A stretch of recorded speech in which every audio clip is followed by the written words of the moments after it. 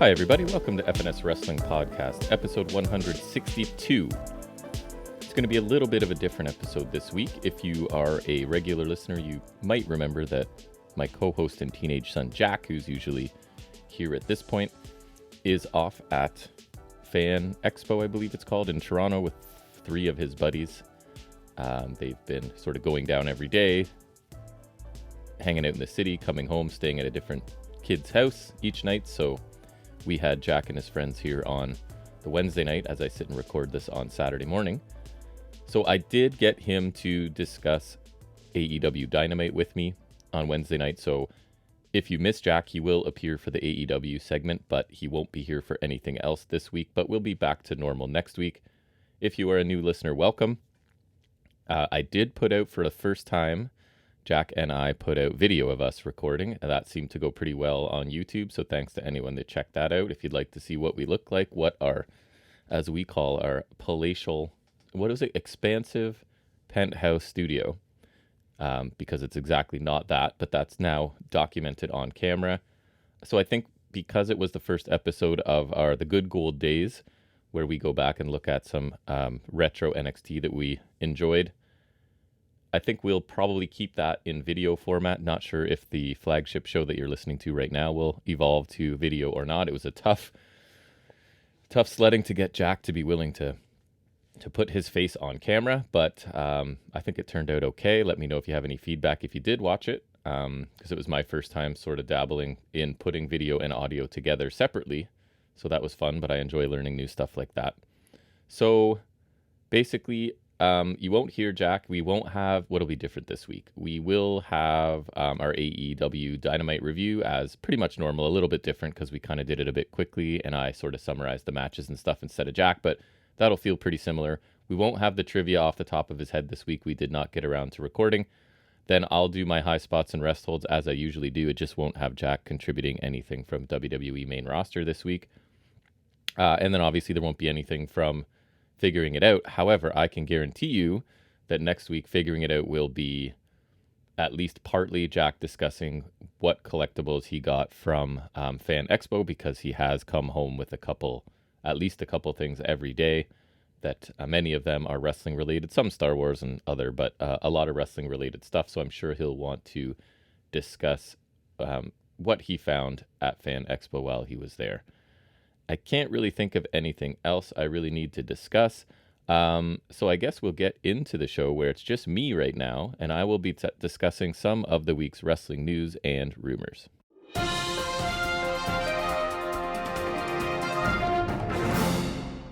So to start, as we do with the ratings, we have this week's NXT averaged 720,000 viewers, up 5.9%, earned a 0.19 in the key demographic, same as last week. So fourth best viewership of 2023. Again, really solid numbers for NXT since they have been sort of incorporating people from the main roster onto the show. So that above 700,000 number that I've sort of earmarked as success for them, they are staying above that.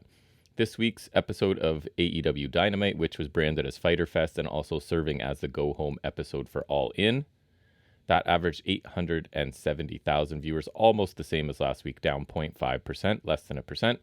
Earned a 0.32 in the key demographic, same as last week. So not to spoil our thoughts, but a much better episode this week, yet the ratings basically stayed exactly the same. So I only have, I think, 3 news stories I'm going to cover. 2 of them are on the sad end, as I'm sure you may have heard by now.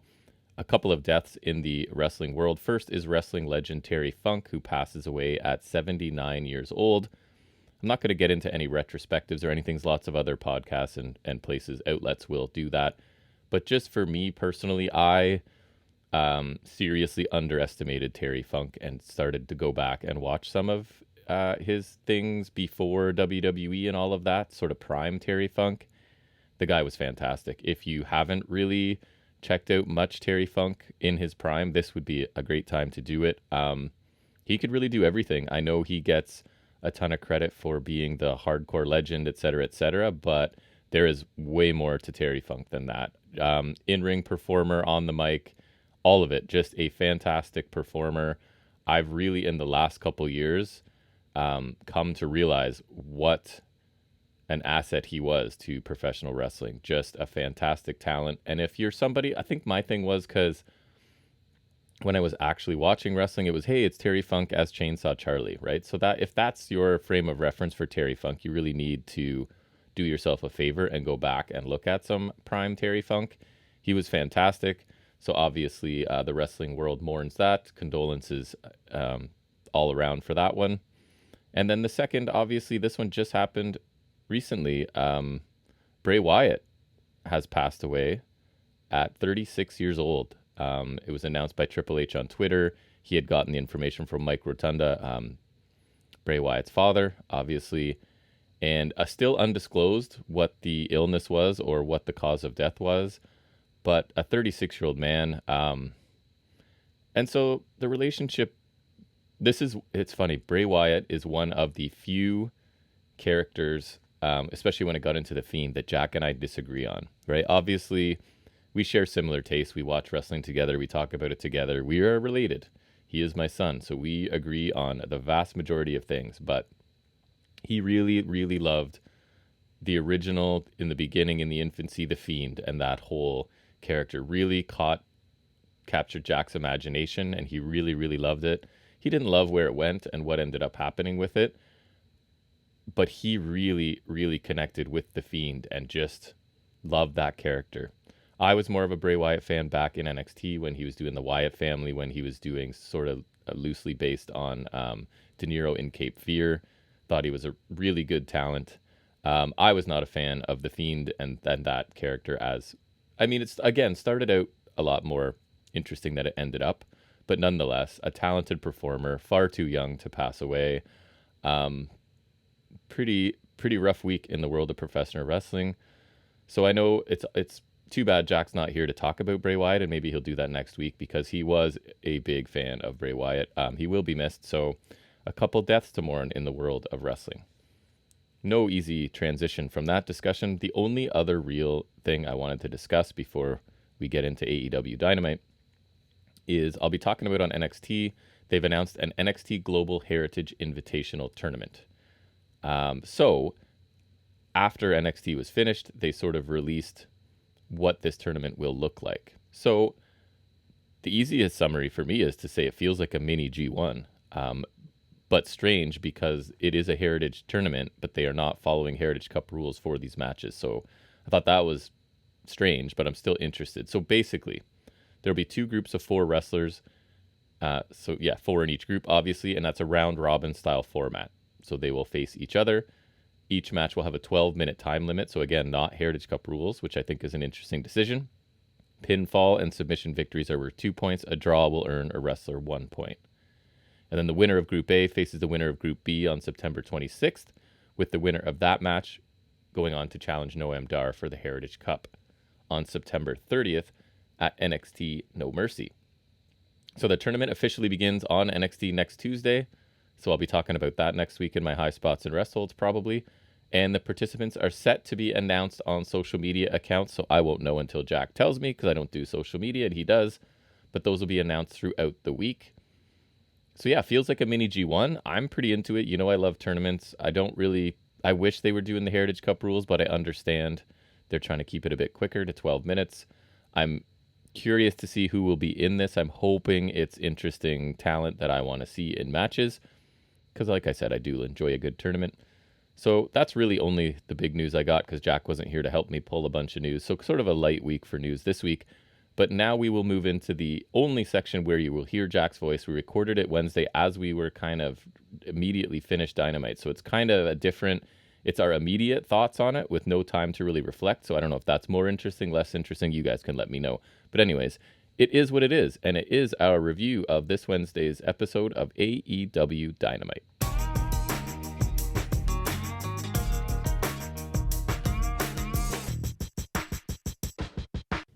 All right, so the opening match ended up kind of not being a match, right? It was a non-match. The bell never rang, and the referee got taken out. Yeah, it was a fine opening angle, though. I thought it was fun, yeah. I guess you should explain who was in it in case people didn't know.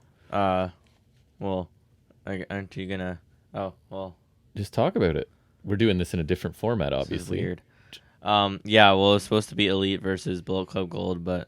Right. Which was minus Jay White and minus Hangman, but obviously no match. And then Yeah, Bullet Club attack before the bell.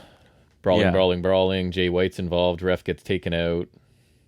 mm-hmm. Chaos ensues. We end up with Takeshita was there, but he got taken out by Omega almost or something. Yeah, so we end up with it one-on-one, Takeshita and Omega facing off, right, after everything else kind of happened. So some offense happened, some wrestling move type stuff happened along the way here, but it was none of it sanctioned. They told us like halfway through it was... Yeah, well, Juice Robinson literally decked Rick Knox. So. Right.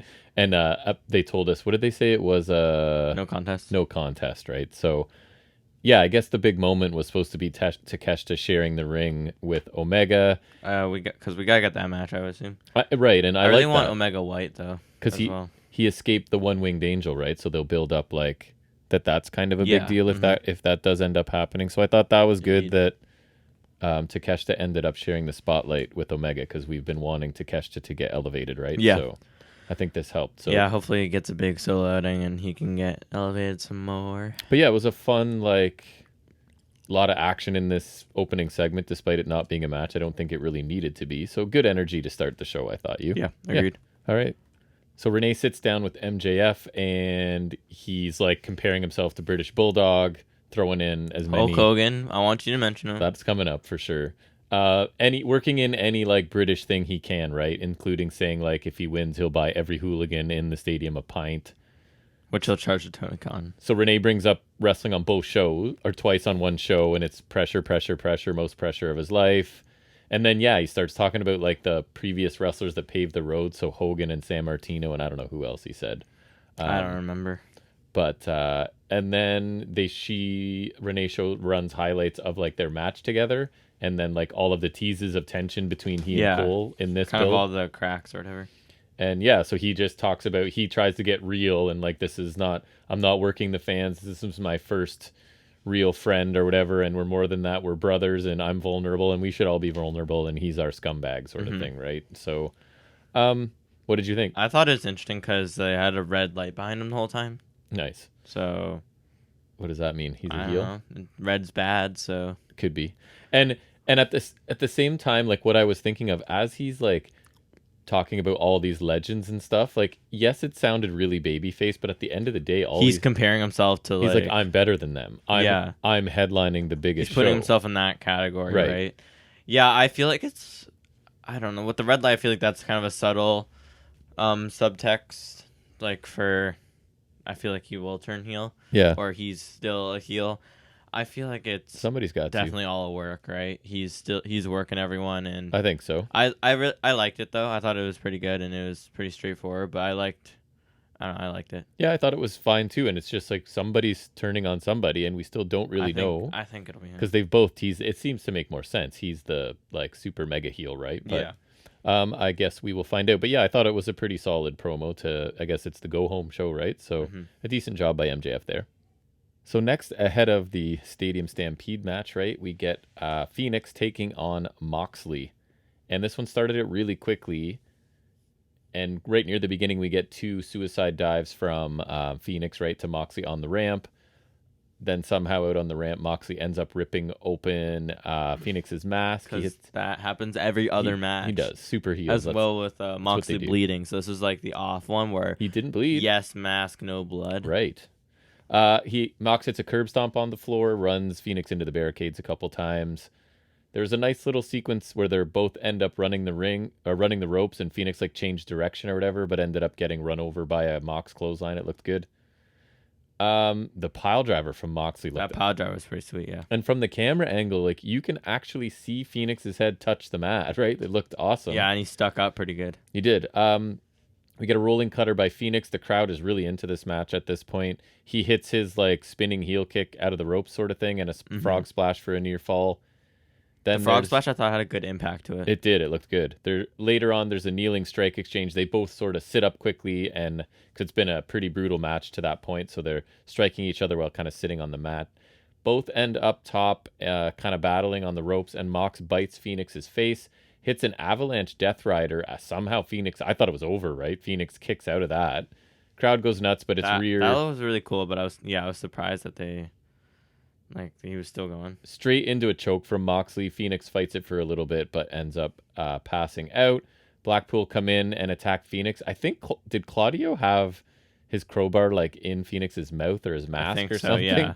And then go ahead, because this was something we've been waiting for a long time. So not only did it happen and they're still together, but they're also in a form that we're going to enjoy. So go ahead. Yeah. So Blackpool beat the tar out of Phoenix to write him off because can't travel. He can't travel right now or something like that. Right. And then Kingston and Penta came out to help, but Ortiz cut him off and he was swinging the mad ball around. Yes. And then Santana finally returned, and they kind of made his return the big deal, right? His was the music, and and then he came out. So yeah, I thought that was awesome. And then I think Ortiz whipped Penta in the head with the mad ball, which looked pretty funny, because the mad ball's absurd. But yeah, they are back, and then Best Friends chased him off with chairs. But that was really cool, I thought, and it was also cool because after Santana was gone, Ortiz and Eddie were kind of running for a while, but then there was supposed beef with Ortiz and Santana, right? Right, and there's storyline beef with Kingston and Ortiz, and then they were fighting a lot. So I think this actually does kind of make sense storyline wise. We're really big fans of them, and especially Santana. So they were saying he's been gone a year, right? So over a year, yeah. That's pretty awesome to have him back. Really, and their first match back will be in Wembley and in heel form, which we prefer as well. I prefer them as heels. Yeah, street sweeper time. Nice. Oh yeah, I need a good street sweeper. So I forgot that's one of my favorite tag finishers. They are an awesome tag team, and they're so good. Sorry, I didn't even say, but I thought this match was an awesome. Match was really good. Yeah, really good nice TV match. Yeah. Non-stop action, crowd really into it, got a bunch of time. Some notables, nice notables. Great contrast in styles, right? You have the brawling, vicious Moxley and the luchador flying around. So I thought a really good TV match. Sometimes you can forget how freaking good Phoenix is, right? Like he's awesome. So I got spoiled on this before we came down to watch, and I was like, I want to watch it. And normally you gave me no hint of what it was, and I was super pumped. My reaction was... I'm super happy about that. That's awesome. So great to have them back, and a really good... They gotta fight FTR. They gotta face FTR. Yeah, that'd be great. Now that they're back, honestly, like, it's cool because I feel like you've got a few suitors for the next tag team champions you could do, which is what we want again. Heat up that division, right? Because I'll be damned if we ever get Lethal and Jarrett in another title match ever again. Because that was horrible. There's basically a tag team wrestling vacuum in North America, right? For WWE. For the most part, I would say, other than when they main evented Mania this year. So this can be what because I love tag team wrestling. Yeah, I think like Aussie Open's a good contender. Yep. Proud and Powerful, obviously now I think are a great contender. I swear there was another team we were talking about maybe getting it. I don't remember. Was it not Bullet Club Gold? I don't think. Who are we? I don't know. There was some. We talk a lot of wrestling. I don't know, but there's like a few that you. But it's starting to feel like it's almost a stacked division again, right? So, and that's what I want. Yeah, I'm loving it. I'm really happy they're back because it's been a long ass time. So really, really enjoyed this match. Really, really enjoyed the aftermath. So that was an awesome psyched about that combination for me. Then we get a couple quick segments with Renee Paquette, right? The first one's backstage, sort of as Eddie Kingston and the Best Friends are watching Phoenix being taken away in an ambulance after the vicious attack to a medical facility. Correct. Local medical facility. So Renee tries to get an interview with Eddie Kingston, and Eddie Kingston is just Eddie Kingston, so he's awesome. So he's just kind of like, you watched what your husband just did, right? And now you're coming to talk to me. And she's kind of like, well, I mean, whatever, trying to do her job. And then he said something about whatever, he'll settle it in Wembley, right? And he's just like, it feels real. It makes that match feel... I don't know, man. He's got that ability, right? That he seems really like pissed off, and in character, he knows his character would not just talk to Renee and not address the fact that her husband just tried to kill Phoenix. Very real, so I like that he acknowledges that. And he's like good friends with Mox, so he would know Renee, and like you just watched him do that. He was at least. Why are you here talking to me about this? So. So I thought that was really cool. And then we go to Sammy Guevara. They said this was earlier in the day with Renee talking to Sammy about, I guess, staying loyal to Chris Jericho. He's the only one of Jazz, right, that didn't sort of leave Jericho high and dry. And then it turns out, of course, Jericho got screwed over by Callis, and now he's a babyface. And our favorite segment of the year. Looks like so maybe that's a contender for. Could add it to the list for sure. I don't have a segment list. So 2.0 and Garcia show up and sort of confront Sammy about his loyalty to Jericho. Menard goes first and says some stuff, and then Parker. It basically ends with like. I liked it because Menard was kind of saying what we were thinking, where like the only reason that went south was because of the painting. Right. I kind of like that. Yeah, and I also liked something that Parker was saying too. Like you're saying that he sort of got caught up in whatever his friend or whatever that he's had for so long, and now that's exactly what you're doing with Jericho, right? So like. You better just be aware that doesn't cost you, and ends with I kind of like what Sammy was saying as well. Is he going to be loyal to you when he gets that chance, right? I like what Sammy was saying as well, like kind of getting blinded by the whole thing. Like I think that was kind of what they were like going for, and that was kind of what we were talking about last week. So I like what Sammy was saying too. I thought this was generally pretty good because I thought they all had like solid points, and Garcia not saying anything was kind of interesting. But they like had a meaningful glance. So 2.0 walk out, and Garcia sort of ends it by just look, because they were tagging a bit. They've wrestled each other, right? They have they got to the finals of the most prestigious tag tournament of all time. So there's a little bit of that there, but I kind of like this and happy to see that these guys are out of Jazz and doing something, right? So I thought this was generally pretty good. Yeah, I was happy with it as well. So the next thing we get is Ospreay Jericho contract signing in the ring with Tony Schiavone, right?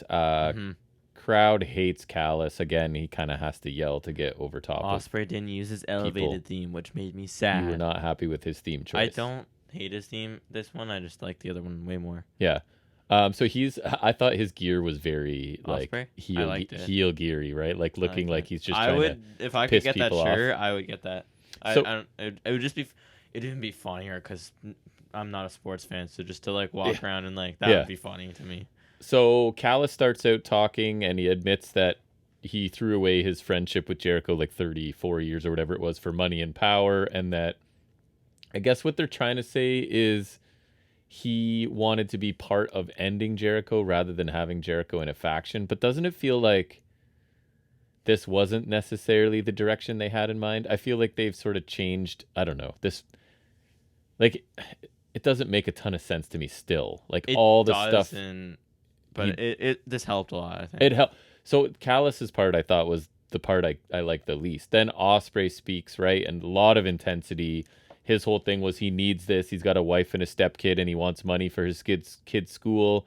His contract's running out soon, obviously. And what did he say? He could beat Ospreay, Okada, and Jericho within a 2-month span. Ospreay, Okada, and Jericho? Sorry, Omega. Omega, Okada, and Jericho in a 2-month span, right? So that's a feather in your cap for sure. Again, saying he's the best, whatever he's going to prove it, that sort of thing. So I thought he was really good. Jericho responds. He kind of he's taking credit for Ospreay's success and longevity, right? Saying that when they were together in New Japan, that was a bit of a stretch for me. And Ospreay was wrestling a really reckless style, like his hero Dynamite Kid. Jericho says, like Jericho claims he was the one that took him aside and said, "Listen, man, you need to tone it down a bit because you could be the future of this sport, but you got to stay healthy," sort of thing, right? So he takes credit for his longevity. I kind of liked what Jericho was saying too. I'm not gonna lie, man. They made me sort of care about this match, and I was not at all. I'm always gonna be of the mentality that this will always be a disappointment for me, and I'll always view it as that. But I think this went a long way into helping. Yes, I thought Ospreay was fantastic. He's just so good, and I loved his intensity. I really enjoyed what he was saying. Me too. I like what Jericho said too, but I feel like, I don't know, there was a bit of a disconnect there for me, just like being responsible for Ospreay. I get what he's saying, but that part was maybe a bit of a stretch, but I was fine with it. Yeah, I thought it was fine though. I really liked what Ospreay was saying though. Like, I obviously think that he could have had a bigger match than Jericho, but I also get like Jericho's a big name value, and it's like, I think when Jay White was younger, he beat like, I think it was Omega, Tanahashi, and Okada in like a few months span, so it'd be kind of like that. But I thought Ospreay, especially, and also Jericho, I thought they did a really good job of selling me on a match I didn't really want. Same. I still don't really want it, but I kind of want it more. And I don't know. It's a weird middle ground. I like Jericho thinking, like, you got to look at it from my angle. You're the one fighting to get to the top. I'm the one at the top trying to say I still belong here, and it's not your time. I thought they both made a good case for this. I really liked Ospreay, especially, and remind me why I've enjoyed him. Ospreay was awesome. So successful in getting me more interested in the match. Which so that's the goal, what they're trying to do. So I would say that was a good segment. Worked for me. So now Renee sits down with Adam Cole, right? And we see the first package of highlights are just Cole and MJF having fun and hugging and doing whatever. And you and I were like, interesting, because MJF's, it was more the teasing of the tension and the problems they had, right?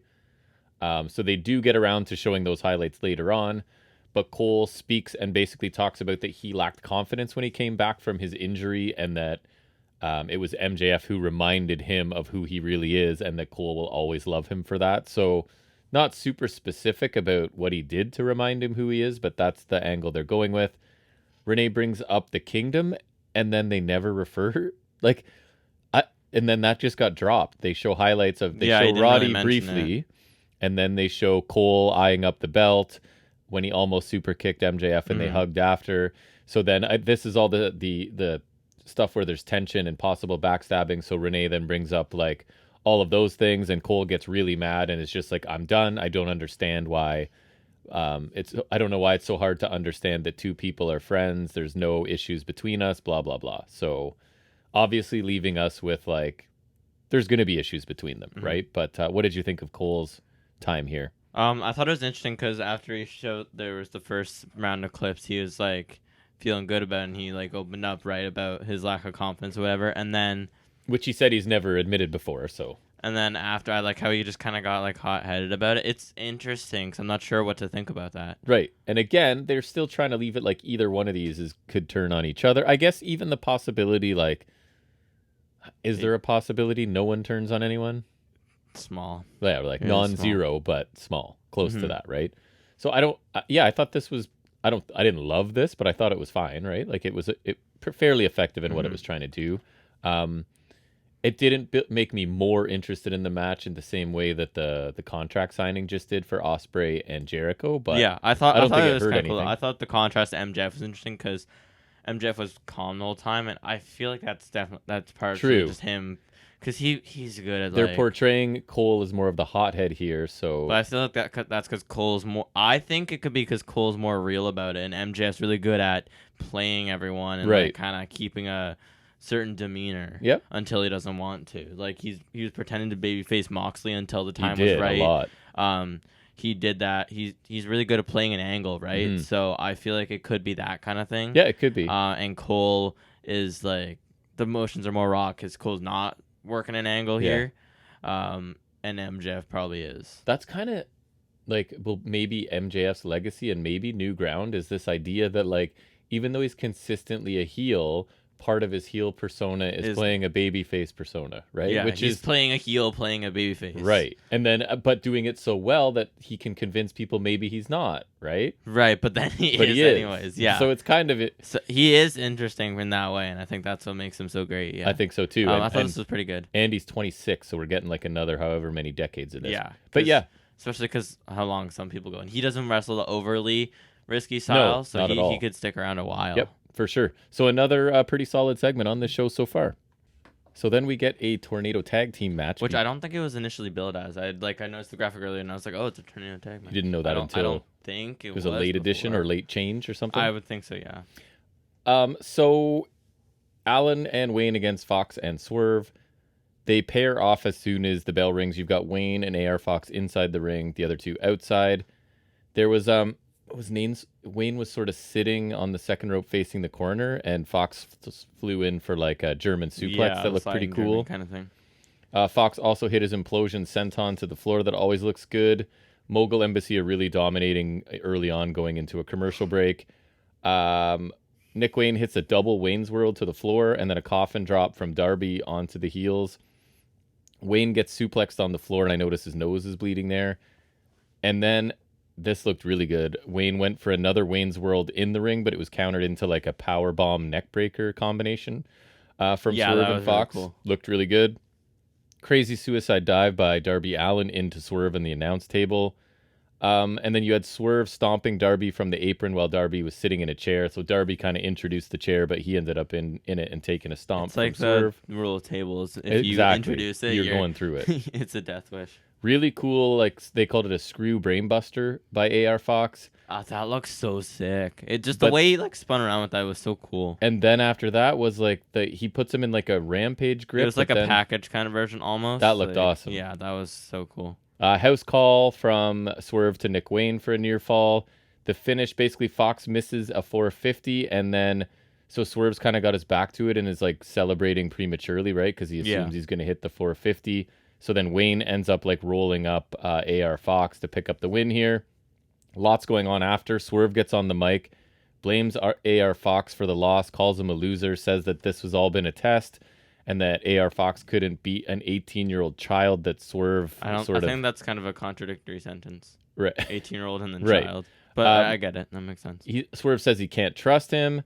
So Prince Nana, he hands the mic off to Nana. Nana fires AR Fox, and one of the highlights of this for us was Brian Cage comes in, clobbers AR Fox, and then hits him with a drill claw. Finally, at long last. Sting, Darby, and Nick Wayne come back to save AR Fox. So now it's those three in the ring with Fox. Darby tells AR Fox how much he still loves him, blah, blah, blah, because he, took care of him, let him live there when he had nowhere to live, et cetera, that backstory. And then he wants to know now, since they got rid of AR Fox, who Swerve has got. And it's Christian Cage and Luchasaurus come out. Cage, man, this is the Cage we like. Christian, yeah. He was on fire. Yeah, sorry, Christian. There are two Cages in this segment. I thought you were talking about Brian Cage. I was like, I like drill claws. No, Christian Cage here was this was hilarious. The Christian I like. Christian and Nick Wayne is a match made in heaven. Because, you saw what he did with Jungle Boy. Now Nick Wayne is just giving him ammo. Like, it's so easy. Yeah, it's so good. Christian Cage, I guess I need to be specific, addresses Nick Wayne specifically a lot here and brings up how Nick Wayne's father is dead, and that basically... He's like, I understand you have a father, and I understand your father's dead. Just, and he's like, that alone is I've funny. never heard of him. He couldn't been that good. The good news is, since he wasn't very good, you don't have much to live up to. There was something else about... in the coffin match, like, what if you have to watch the coffin close on another loved one? Like, just all kinds of really, really harsh stuff that I'm sure Nick Wayne's on board for, but man. It's so funny. So funny. So dark. I love and then he sort of ends by referring to himself as the TNT champion, right? So that in itself is funny, just because... I don't know. It's an interesting way to approach Luchasaurus' title run. Yes, and he just doesn't say anything or object to it until eventually he does. So there's a story there, right? You can come to. But I really thought this match was fun. A lot of cool offense from Fox and Swerve, who were in control of most of this, right? And I guess that's the story. Even though it's kind of Swerve's fault for not paying attention because he had his back turned, but in his heel logic, Fox is the one that lost, so he's mad at Fox. And it was just this match was basically Wayne taking an absolute beating. Yeah.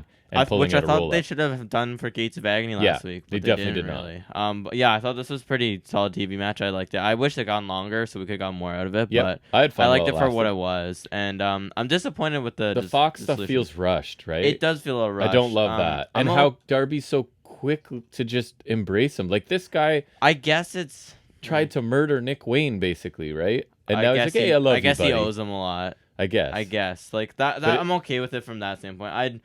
I'm just disappointed because it is a little rushed, but also because I really liked Fox in the Milk MC. Me too. I thought that was a really cool idea. So I'm a little disappointed from that aspect, but I think it's okay. I'm not too. It just feels like the story hit hyperspeed all of a sudden. A little bit, Fox, but right? It looks a lot better compared to the Callis Jericho fiasco last week. But bottom line, we got a drill claw. Swerve's laugh when he started that promo was just so super villain. But yeah.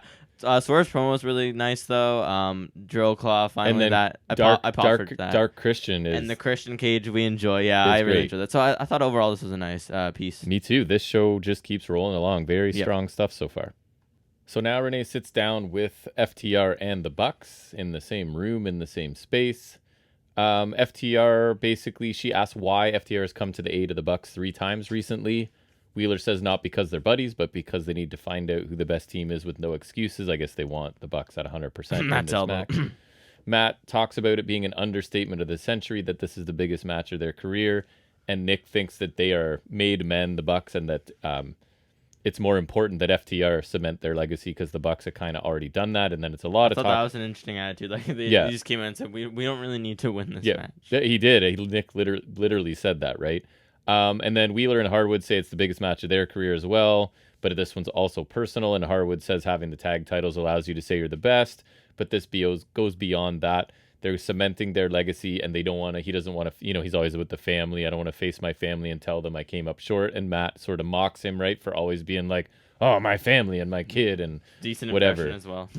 So the Bucks say that when they hang up their boots, people will give them their flowers and say they're the best tag team in wrestling. And Matt says that people will say that FTR are the team that the Bucks named on their YouTube show. Ooh, reference. BTI. Oh, wrong one. Harwood finishes up talking again and says that basically they are the FTR are the foundation now, and they will crack the Bucks foundation at Wembley Stadium. So, what did you think of this one? I thought this was really good. I like the simplicity of it, just like with all the best in the world talk, the talk of legacies and all that. I like the simplicity of it. I like the Bucks kind of leaning it into the heelishness a bit, because I think that makes more sense for them. But I don't know. I liked it. I'm just trying to think. I don't know. It's hard to think. It is, because it just happened. But it wasn't my favorite promo of the show. I thought it was decent, though.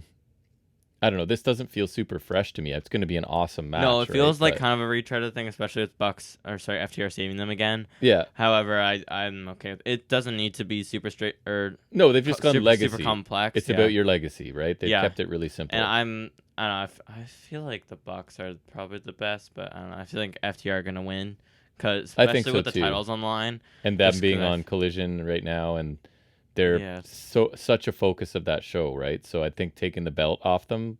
Oh, I thought you were going to say it might anger Punk. Well, I don't care about that. It might, but I just think if they're trying to build Collision as a big show, you have the tag team titles on there. I don't know. I think it's dumb to keep them on one show. But I don't think this was bad, but it didn't make me more interested in this match. And I didn't need more interest. Other promos on the show have made me more interested. So it was fine. Yeah. Then we get our Dynamite women's match of the week. It's Ruby Soho and Sky Blue. Because Sky Blue needs to be on TV. So this was about a 7-minute match with 3 minutes of commercials. So tough to have too much of an opinion, but some things happened anyways. They each got a little inset promos ahead of the match. I didn't make a note of what they said. It was nothing beyond generic, probably. Soho gets run. I think she was trying to attack Sky Blue before the bell, but Blue ended up running her into the barricade instead.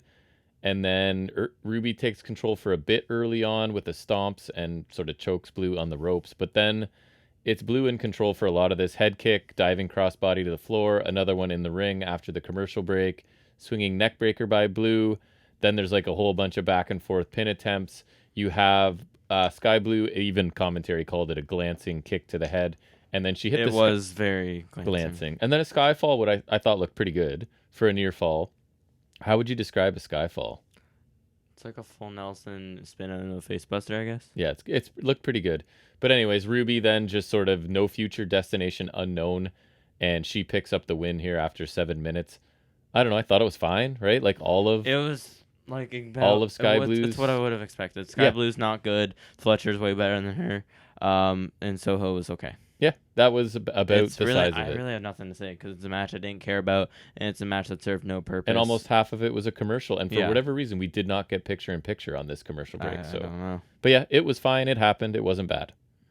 Renee then talks to Roderick Strong with the Kingdom, the other members behind, and Biss basically says, she's like, why are you so angry? What do you know that we don't know? And just says, at the end of All In, we'll know who the real MJF is and the real Adam Cole. And that was it. So Matt Taven didn't speak, so that's a plus.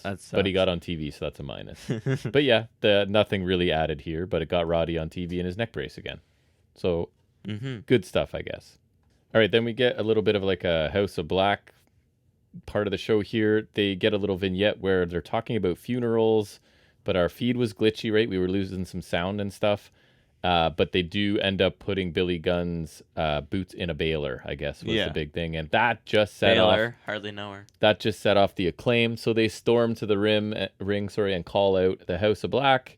House of Black are sort of... The lights went out, probably? I didn't really notice. But anyways, House of Black are surrounding the ring. Well, they did their entrance, so the lights go out and whatever. You know, all the things. Brawling ensues. House of Black dominate. Billy Gunn has to come out of retirement, I guess.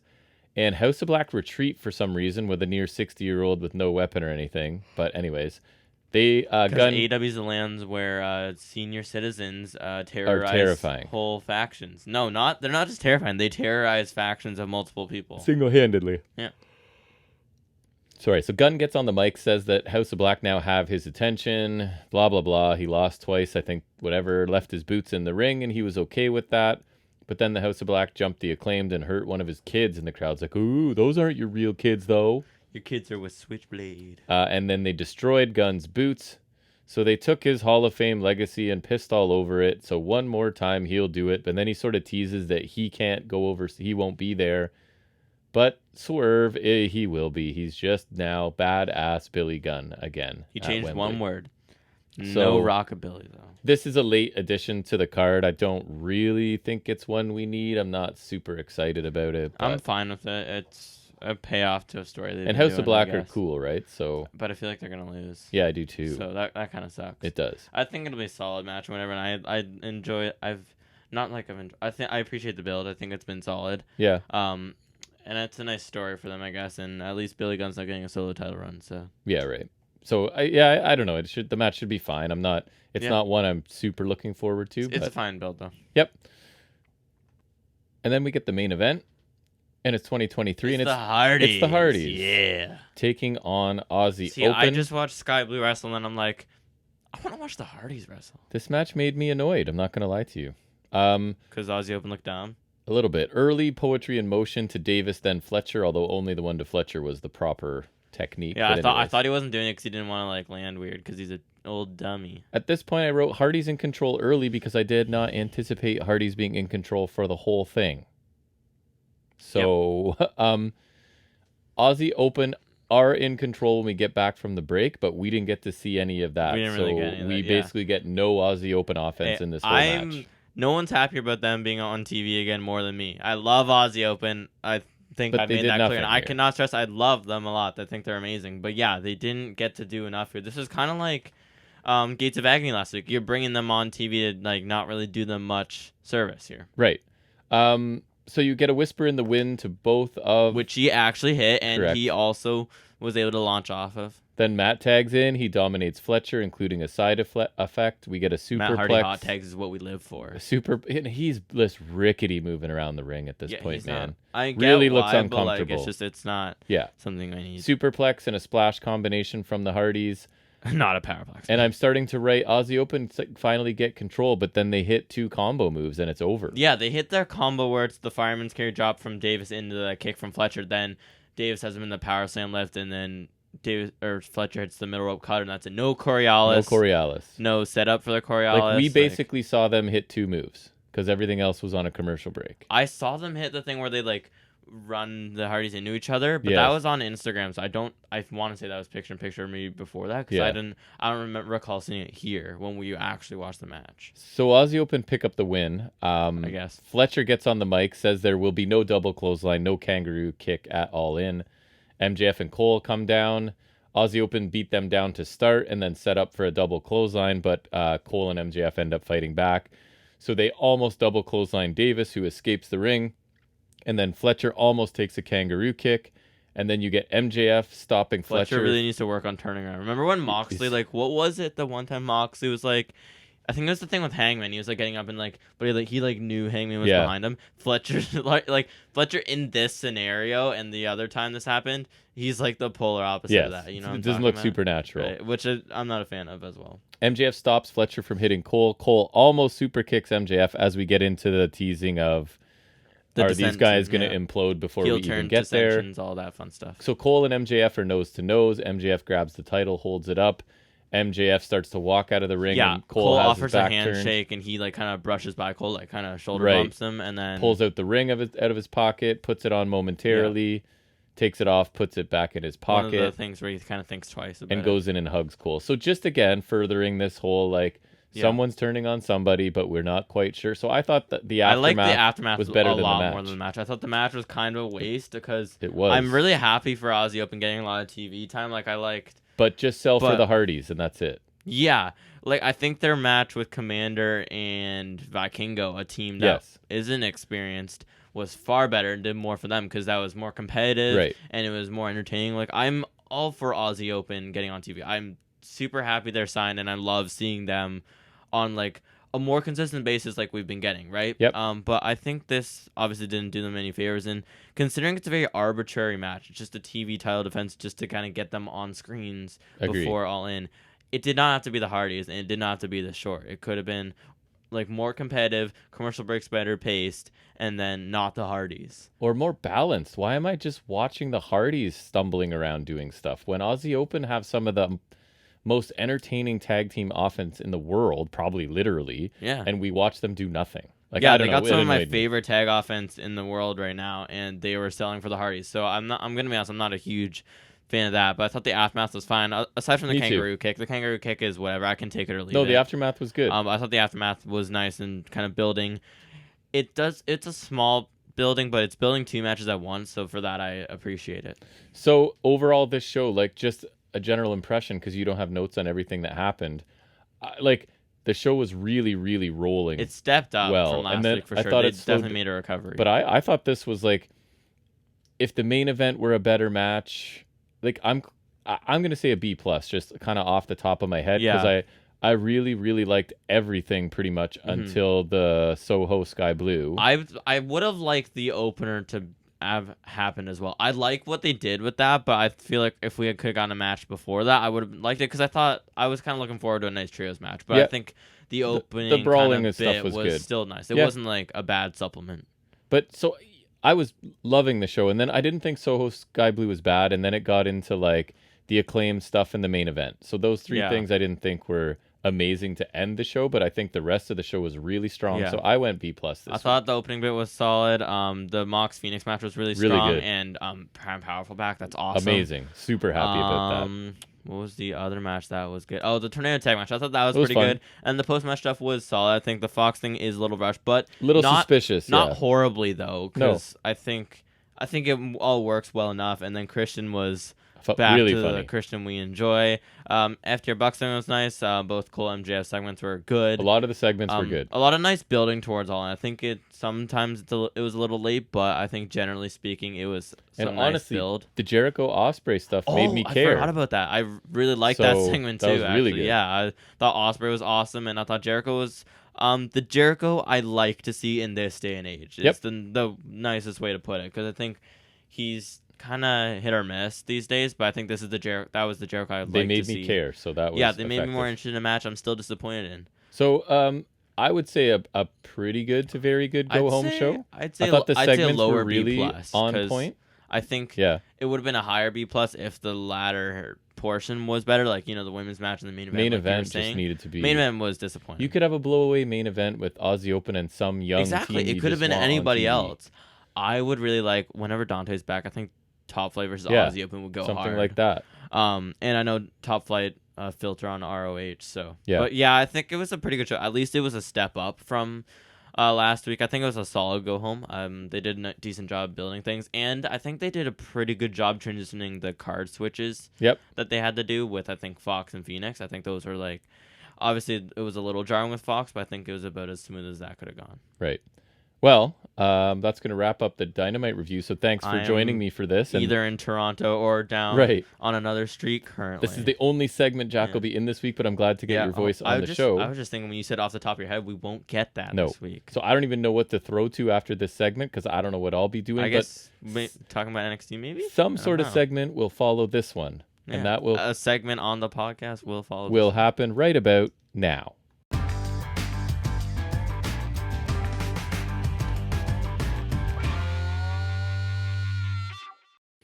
All right, so it is Highspots and Restholds, this segment. It'll be the final segment this week.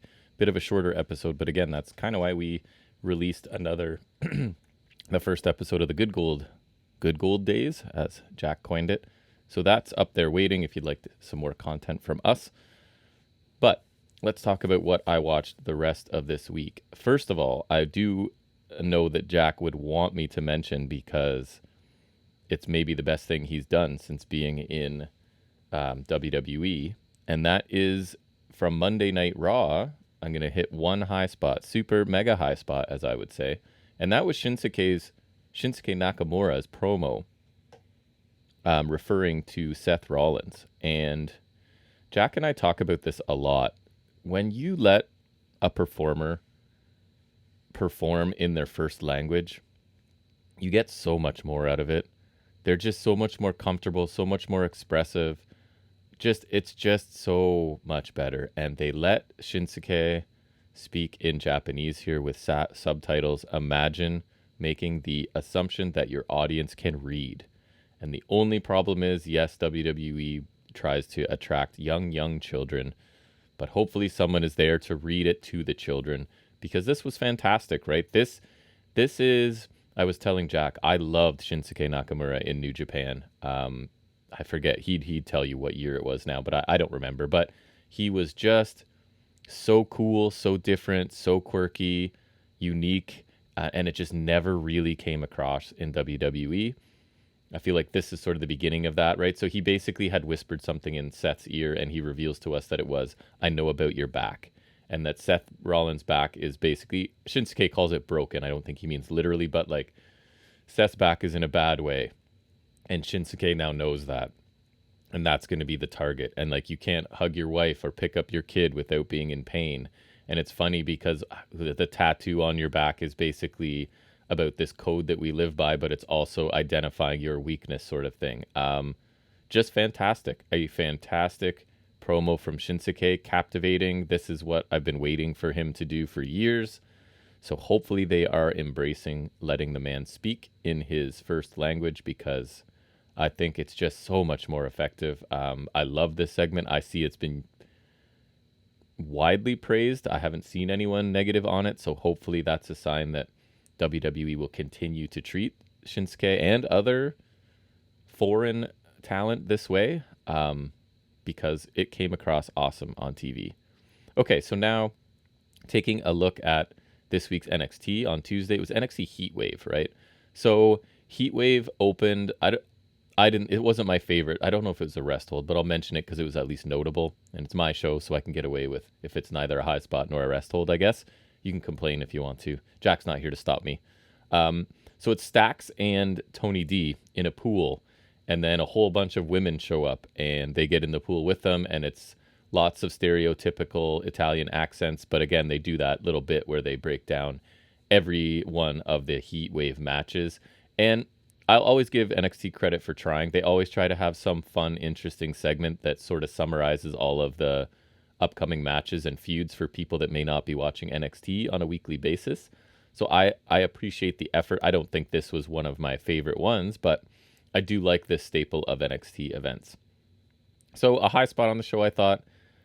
It ended up being one. Started out a little tricky for me. That was the opening match of Trick Williams taking on Dragunov here. So this is a big step up for Trick. He's been developing really well lately. Fantastic on the mic, getting better in the ring. So kind of separating him from Carmelo Hayes a little bit and giving him a little bit of his own programs to work. So the first half of this match was almost entirely chops, kicks, and punches. Okay. Kind of felt like you were watching two people play a wrestling video game who are just, as my younger son would say, spamming the punch and kick button. However, some of those were stiff and loud, and the crowd was responding to them. Trick did miss a couple of moves. I think there was some kicks, and there was a second or two of awkwardness in this, so I'm not trying to say it was perfect, but I thought the second half picked up a lot. We got some big moves. Trick hit a really nice-looking, really stiff-looking high knee, just flattened Dragunov. Dragunov hit Trick with a power bomb and the falling forearm for a near fall. And then Dragunov, as expected, did end up picking up the win here. But he used like a super finisher, basically. It's his falling forearm, but he ended up doing it off of the second rope. So Dragunov picks up the win here after 14 minutes. And by the end of this, I thought it was pretty good. Some of Dragunov's chops early sounded awesome. And Trick, he looked like a guy in the biggest match to date, and he did make a couple of mistakes, and he probably was being carried by a very talented veteran.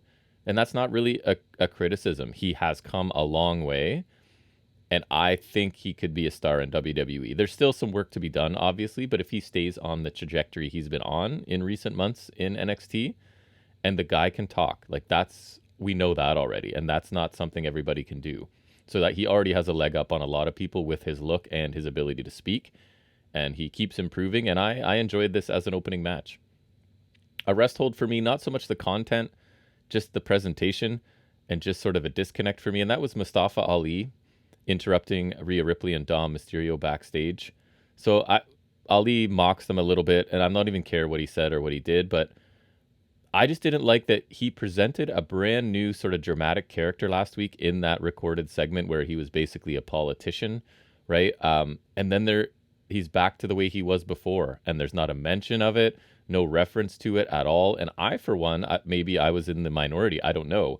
I was really interested in the new character he was trying last week, and now it's just like it's gone. So I don't know, maybe it comes back, maybe they pulled shoot after one try, but I thought this was strange that he had this big dramatic pre-recorded segment, and then there is absolutely no reference, like it never even happened this week. So that was just a little nitpick I had with the episode.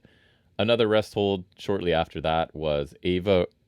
I almost said Ava Rain, just Ava now, making her singles debut, taking on ring general, not quite, Ivy Nile.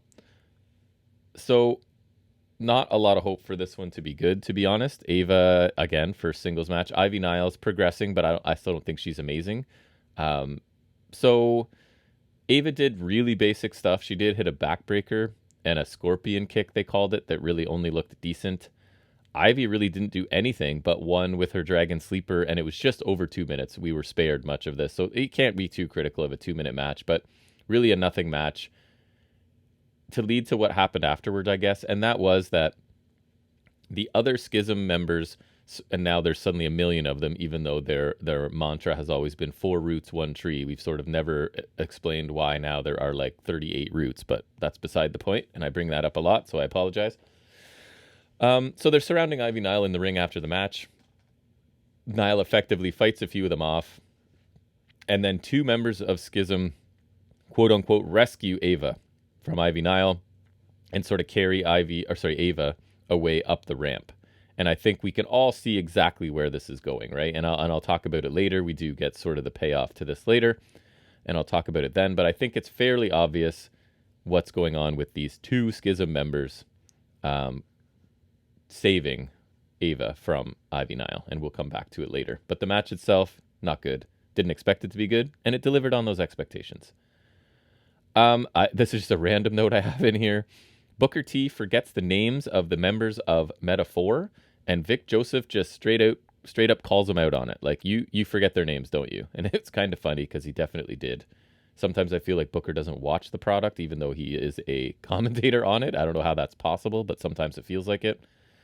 However, I don't know why, I watched a clip of Booker T and his co-host on his podcast were finding out in real time about the death of Bray Wyatt. So that was tough to watch. You could see that they were completely stricken by that news. Kind of put a monkey wrench in their show. But anyways, a high spot from NXT. I liked the Heritage Cup match. It was Nathan Frazier, Noam Dar. Not much chance I'm not going to like a match between those two. So Tyler Bate is at ringside with Frazier, and that was set up in a previous segment on a show just because obviously Dar is going to have all the members of Meta-4 there. So Frazier was looking for a second for himself. So we get no falls in the first round of this, a deliberate start with a faster paced final minute or so, and the bell rings just as Frazier was starting to land some mounted punches.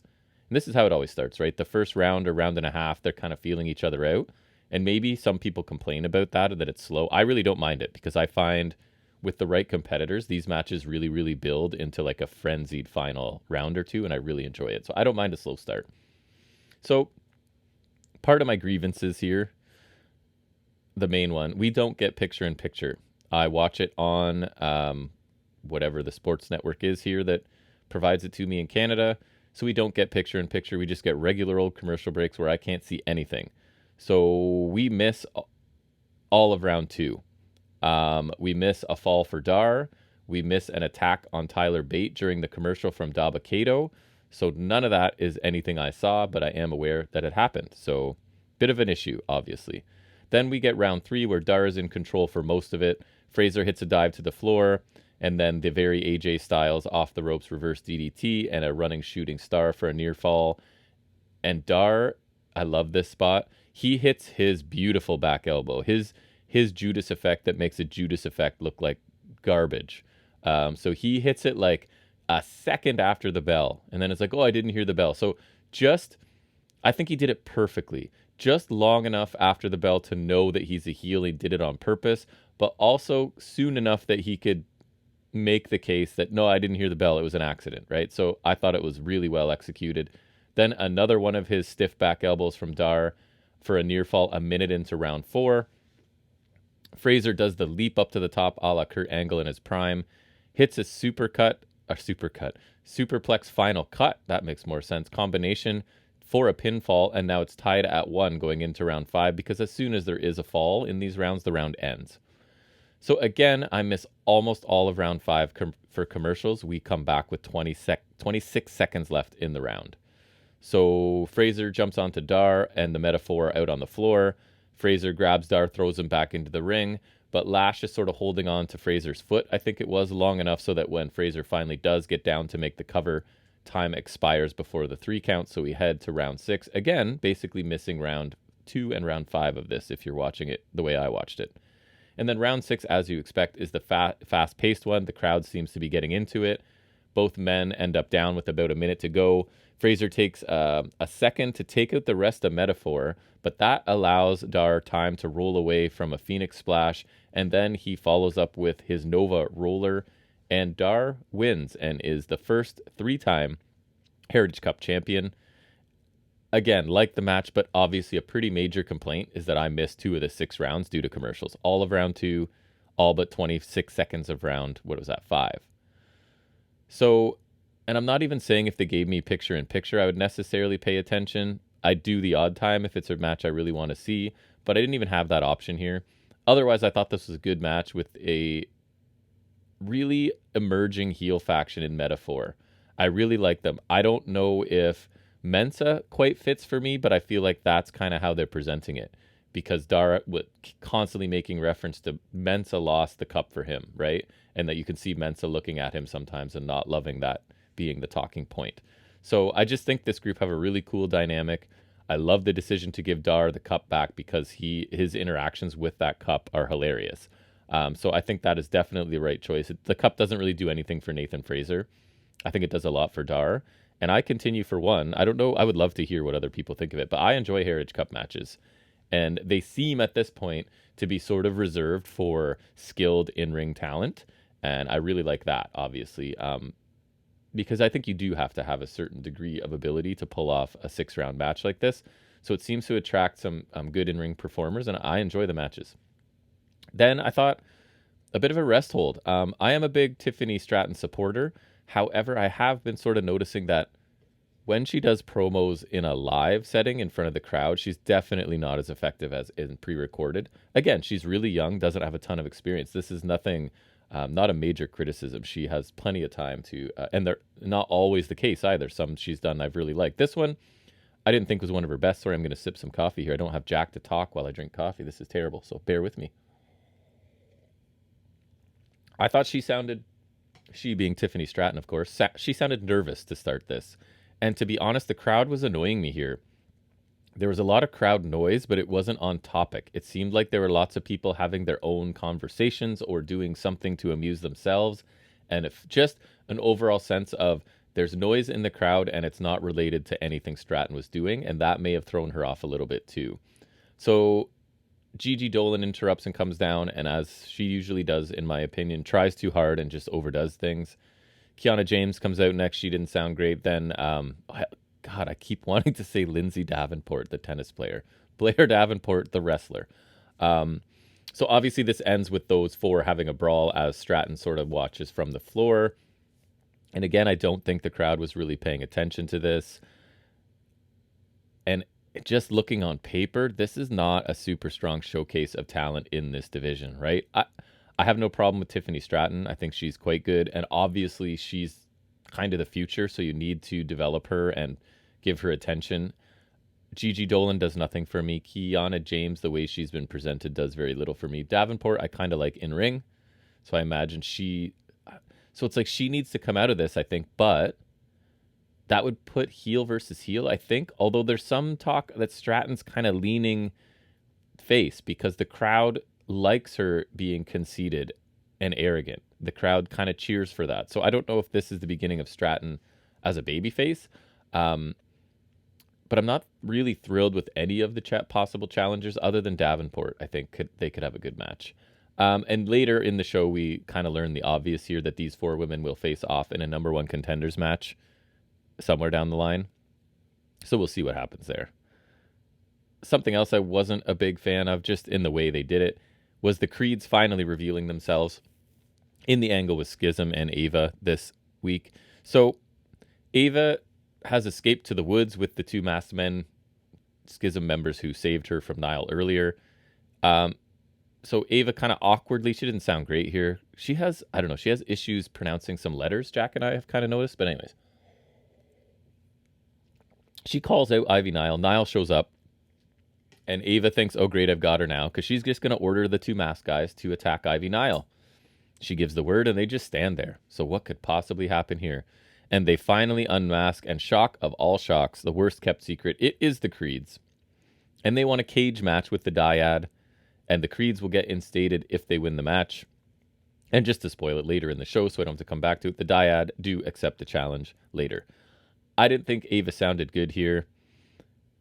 And through no fault of her own, she didn't write the script. She looks stupid, right? After weeks of the Creeds infiltrating this masked group, she is not at all suspicious that these 2 men, and in my notes have caps lock here, who are exactly the same size as the Creeds, might not be who they claim to be. So you've been suspicious that these 2 men have been infiltrating your group for weeks now, and when 2 people totally matching the description of those 2 take you away to the woods, you're not suspicious at all that it could be the Creeds. So just silliness to me. I'm fine with the match. I think the Dyad have been killing it lately. I think the Creeds are really good in the ring. So that match should be awesome. But how we got here has been kind of silly, in my opinion. And this segment was kind of the cherry on top of that. Like, you didn't think this was the Creeds that were with you in the woods, Ava? I think she kind of looks dumb. Not her fault. Okay, a high spot for me. We talked about it, or I talked about it, so it's only me today. In the news and rumors segment, it's the Metaphor announce a tournament. So they're celebrating Noam Dar's win when someone drops off an envelope from the Heritage Cup Committee, which I thought was a little bit clunky, right? People don't really get envelopes delivered to them in 2023. Wouldn't this be more likely to be in an email? But anyways, and then we've never had any mention of a Heritage Cup Committee ever. It just magically exists and still operates analog on paper, I guess. But anyways, the bottom line is there's a Global Heritage Invitational Tournament, 8 men to determine who will challenge Dar for the Heritage Cup at No Mercy. And I thought it was amusing because the only takeaway from this for Dar is that he doesn't have to defend the cup for 5 weeks, which is a great little heel angle, right? Like, awesome. I don't have to do anything for 5 weeks. And this group just have a really fun energy in general. And I love a tournament, so I hope there's some new talent included. I would love a couple new people that I don't even know would be great. But anyways, we'll see where that goes. Surprisingly enjoyed a mixed tag match. They are not my favorite match type generally. But this one I kind of liked. So we got some serious slaps and strikes between Ripley and Lyra. I think they seem to have good chemistry together. We get a nice Dragon Lee super kick to Dom as he's sort of mocking Lyra because I think Dom was tagged in. Lyra didn't know, so he kind of turns to mock Lyra and gets his head kicked off by Dragon Lee. We get a great vertical suplex counter into a DDT later by Lyra. Lyra does hit her finishing roundhouse kick like the Black Mass, basically. But unfortunately, kind of nicely done. It sends Ripley into her own corner so she can tag Dom. And then later on, Dragon Lee's on fire. He hits a double stomp to Dom hanging over the ropes. We get a float over sit out power bomb by Dragon Lee for a near fall. We get a Hurricane Rana from the apron that's caught by Ripley, and she swings Lyra into the barricade. Looked pretty good. And kind of out of nowhere, Raquel, I'm honestly forgetting whether it's Rodriguez or Gonzalez from main roster, runs down because her name changed from NXT to main roster. I forget which direction, but you know who I'm talking about. She runs down to attack Rhea Ripley, and they brawl to the back. That leaves Dom in the ring alone with Dragon Lee. Dragon Lee hits Destino. I don't know what he's calling it. They should probably give it a name so people will stop calling it Destino. But anyways, Dragon Lee picks up the pinfall win here for his team over the North American champion. And again, I don't usually get excited for these types of matches, but I thought this one was executed pretty well, and it got a decent chunk of time at about 14 minutes. Almost felt like two separate matches, and I was kind of entertained by both of them. I think Lyra Valkyria is awesome, and as they try and figure out her character and get away from the whole bird stuff, I think that bodes well for her. I think she's really talented. And Rhea Ripley is a star. Like, I don't necessarily want to like her, but she is fantastic talent now, super believable in her role. She and Lyra seem to really work well together. Dom didn't really get a lot of time on offense in this, but I think that's on brand for him. I think the idea is that he's not a very good wrestler at this point, but he just finds ways to win and uses the power of his girlfriend and friends to just keep him with the title. So I don't mind that. I thought this was a solid match that over-delivered for me, because normally when it's a mixed match, I kind of groan. I also like the still evolving, kind of realistic portrayal of Mello and Trick's relationship. So Mello just kind of lets Trick know in this segment, I think it was backstage or locker room or whatever, that he wants to go to the ring alone tonight. And Trick sort of questions it at first, but then he kind of understands by the end. There is a moment there, oh yeah, it is in the locker room, because the title's sort of hanging on a locker door. And so Trick kind of looks at it for a minute and then grabs it and hands it to Mello, if that's like a subtle tease of something for down the road. But another believable interaction between two friends, right, whose relationship has changed. It's evolved slightly, and so they communicate clearly to each other, and for now it seems to be okay. Now, that Trick looking at the title and picking it up may be a little hint down the road, but I hope it's pretty far down the road, because I like the way this is going so far, that like they're just kind of mutually agreeing to go their separate ways because it's what each of them need to do, but no real tension between them so far. I'm sure it's coming, but for now I like how they're kind of, it seems like a slow burn, and that's not something WWE excels at, so I'm happy when they do it. And then I thought the main event was good. It was Wes Lee challenging Carmelo Hayes. Starts out really quick as expected between these two. A lot of mirroring of moves, leading to a stalemate early. Then another stalemate before a standing Spanish fly from Lee heading into a commercial break. Melo did hit his fadeaway leg drop. Melo's on a roll at one point, culminating in a super kick for a 2 count. Lee manages to dodge. Melo's springboard clothesline hits a Meteora for 2. We get that nice corkscrew senton. I think Lee won last match with that, possibly. Here, it's not enough. It just gets a 2 count. Look good, though. Melo catches the cardiac kick, counters with a cutter, then a code breaker for 2. Melo hits a springboard DDT through the announce table. He sort of bounces off the ropes to the floor, and it looked pretty crazy. Catches Lee for a DDT through the announce table. Looked great. Lee ends up avoiding nothing but net, just as Carmelo avoided Lee's finisher, I guess. He does hit the cardiac kick, but Melo has the wherewithal to roll out of the ring to save the loss and the title. Lee dives to the outside, but Melo moves, and this looked crazy. Lee hits his head on it. Granted, it's padded, but I don't care. Hits his head on the barricade hard enough that the barricade moves. Crowd goes silent. Commentary goes silent. Ref goes over to check on him. I'm not sure how he didn't compress his neck here. It looked like he would hurt. But anyways, guess he's okay. He barely beats the 10 count, only to be hit with nothing but net. And then the match was over. And Carmelo Hayes retains. I did like this match. I'm going to sound like I'm critical. I thought it was a good match. But I did find it a bit strange that the mixed tag team match got 2 more minutes than this. Than your main event between 2 really talented performers. But I think there is another gear these two can get to. I think this was a very good match, and I think there's a great match to be had between these two. I enjoyed what we got, but with these two, there's a chance that I should be blown away by a match, and I wasn't. Very good, though. Again, I don't want to sound critical, because I did like the match. The second half of it I thought was awesome, and overall a really good TV main event. I would just love an epic match between these two on a pay-per-view with a strong build. It's just not quite Lee's time, right? If he ever is going to be, doesn't quite have the charisma and the character work of someone like Carmelo Hayes, but in ring, he's fantastic. So who knows? But yeah, that was my thoughts on NXT. So now looking into Impact, just a general rest hold was this crowd.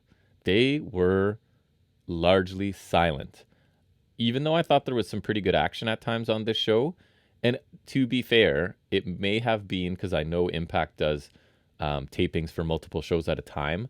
So this episode may be the tail end of a taping and everybody's just exhausted. But man, it didn't help some of the matches here. So, for example, Samurai Del Sol made his debut against Chris Sabin about halfway through this show, and the crowd was silent for most of it. The match got 19 minutes. Sabin won with a cradle shock, and I expected the pace to be quicker for Del Sol to get more offense. He got some bursts in, was in control. Sabin was in control a lot, working Del Sol's leg. I thought it was a good match. The crowd heard it, though. They didn't seem to care at all. Sorry, jumping around a little bit. PCO started this show out, and that's never a good thing for me. He basically attacked Mahabali Shera and Singh before a match could even start. PCO ends up going through a table with Singh on top of it. Then they follow that with not a PCO, let my notes say. Bully has a video from his hotel room because he's so afraid of PCO. This big bully is afraid of PCO. And then later in a segment, PCO goes to the hotel room looking for for Bully, doesn't find him, is just yelling. And I just don't care about this, and I just don't know who does. And this is how they started the show, and they went back to it in the show later, and it's nothing I want to see, and taking up too much time for me. I thought there was a good knockouts match. It's kind of funny because I've been a little critical in recent weeks of both Jody Threat and Trinity, but I thought this might have been Threat's best match since joining Impact. High Impact offense just seemed to look better this week, and then it was a relatively quick competitive match, kind of like Trinity's Emergence challenger Perazo had last week against Kylan King. I thought that match was better, but I thought this Threat Trinity match looked pretty good. And Trinity obviously wins ahead of Emergence.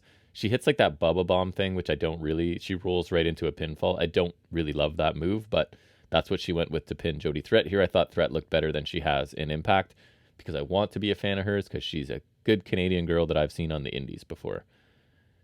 Another high spot, not so much for the content, but because of the direction, I guess, is that we got a decent Jake Something pre-recorded promo. Fairly generic, nothing special, but just in general, Jake Something is a guy that I thought they should have focused on more the last go-round with Impact.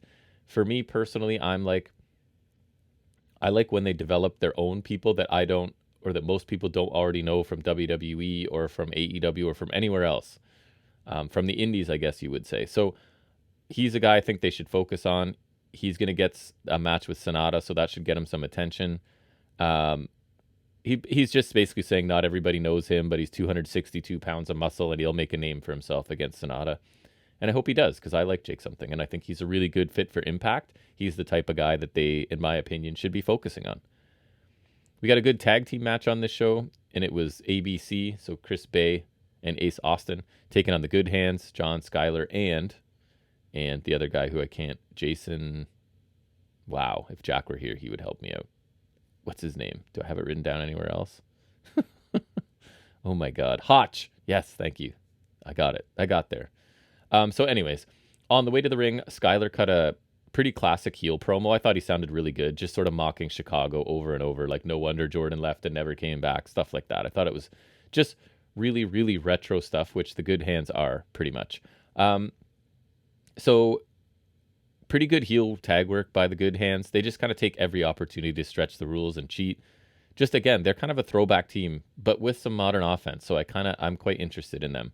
The Good Hands controlled Austin for a lot of this, leading to a Bay hot tag. And that ended up with a flatliner DDT combo to both of the heels at the same time. The Good Hands hit the Favor, which I think is their finisher, but Bay breaks up the pinfall and drop kicks Schuyler onto the pinfall. Actually, it would look kind of cool. And then, of course, ABC eventually win, because you can't have the Good Hands win anything, really. So ABC wins with the Art of Finesse into the fold. I like all four of these guys, and I thought this was a well-worked TV match that got a fair amount of time, about 14 minutes. Like, again, longer than the NXT main event championship match, just saying. A good steady pace to this, but there is another gear for both of these teams. I think enjoyable Impact TV tag match, and like Jake Something, I feel the Good Hands should be used more. Again, two guys, I don't know them from WWE, I don't know them from AEW. It's like Impact, you found these guys. I know they've worked the indies or whatever, and they've been all around, I'm sure.